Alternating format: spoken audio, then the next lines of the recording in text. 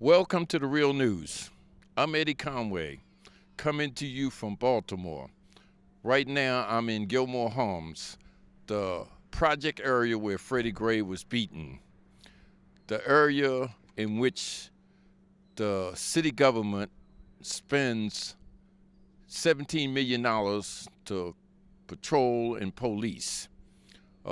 It's the area in which has the highest incarceration rate. It's an area that's also a very high poverty rate, and it's a food desert. The city government have decided to destroy 6 of the buildings in this area. They're going to displace 120 families and destroy 132 units. In a statement made by Housing Authority Baltimore City Executive Director, the city claims, at a time when our city has a vested interest to keep families and the neighborhoods they live in safe and secure, our focus is on facilitating environments that support safety and security, as well as improving the housing and quality of life for HABC residents. And so I'm down here to find out what the people in this community feel about that.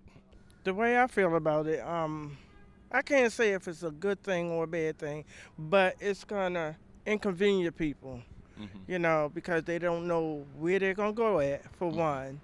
Especially if you've been living around here for some years, it's not gonna stop anything.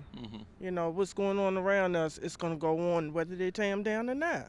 But if you're just gonna do the high rises, why not do all of them and fix them all up the way they're supposed to be fixed up, where people can live comfortable in their house? It's pros and cons to living in this neighborhood. Whereas though some people have grew up here their whole life, so this is their life and this is all they know. And for others, it's a good thing because it is a lot of violence and crime going on around here, such as drugs, guns, to the point where you can't even really walk to the store without being scared. I wouldn't say scared, but just you gotta be a little fearful. I think they're gonna move to a better place, hopefully, because there's so? no use to moving them out of here to moving back to the same thing.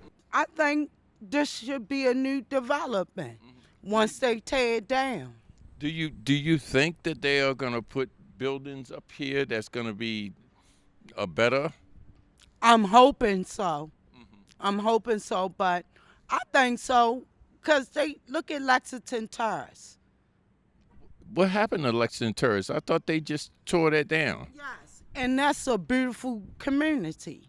Oh, you mean they put new buildings down there? Not high rises, but low rises. Okay. And it's beautiful inside and out. Oh, I know where I'm going. I can take care of me. Okay. It's the rest of these kids around here I'm worrying about. But I already got me where I'm going to go. Oh, okay. You know. So you got another place to go when you leave here? I'm always have another place to go. Okay. But it's the other people around here, the one that's not doing anything, that's caught up in this. And I say, well, I have heard nothing about it. You understand? They never came and told anybody? They never said anything, but from my understanding, it's just for the buildings, not the row houses. Oh, it's the tall buildings. It's just the tall buildings, from my understanding. So I don't really, from my standpoint, as long as it's not affecting me, as long as it's going to be done and make it better.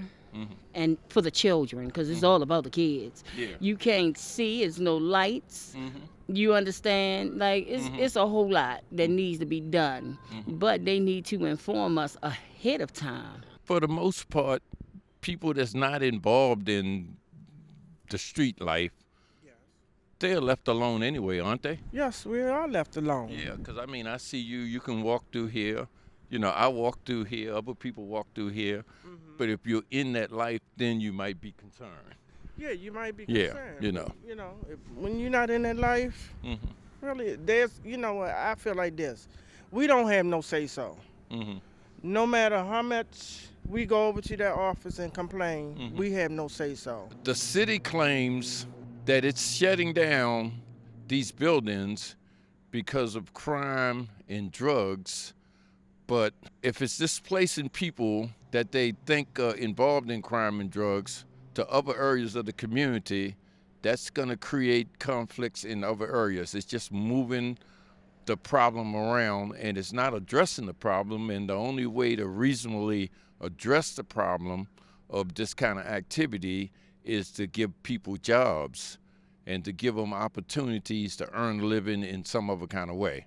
The Right Investment Report, a study by prisonpolicy.org, shows that $17 million is spent incarcerating 458 people in the Sandtown, Winchester area. With that same $17 million, 3,389 people can receive employment training, or 16,946 students can receive GED courses, or over 13,000 families can receive $1,200 per month in housing aid. The study is an example of how proven preventive measures can make a huge impact in communities under pressure.